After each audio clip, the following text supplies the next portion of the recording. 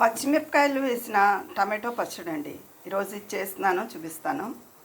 ఇదిగోనండి, ప్యాన్ పెట్టుకుని ఇలాగా నూనె వేసుకుని వేసేసుకోవాలి. అందులో ఈ టమాటో ముక్కలు, తగినంత ఉప్పు, పసుపు, కొంచెం చిన్న బెల్లం ముక్క వేస్తాను. ఇదిగోనండి, కొంచెం చింతపండు కూడా వేయాలి. అన్నీ వేసిన తర్వాత కాసేపు ఒక 5 నిమిషాలు మూత పెట్టుకోవాలి. ఈ పాటి మగ్గడం చాలండి. ఇప్పుడు కాసేపు చల్లారి పెట్టేసుకుని మిక్సీ చేసుకోవాలి. ఇలా వేరే ప్యాన్ పెట్టుకుని ఆవాలు, ఇంగువ, జీలకర్ర, మినపప్పు, శనగపప్పు పోపు వేయించుకోవాలండి.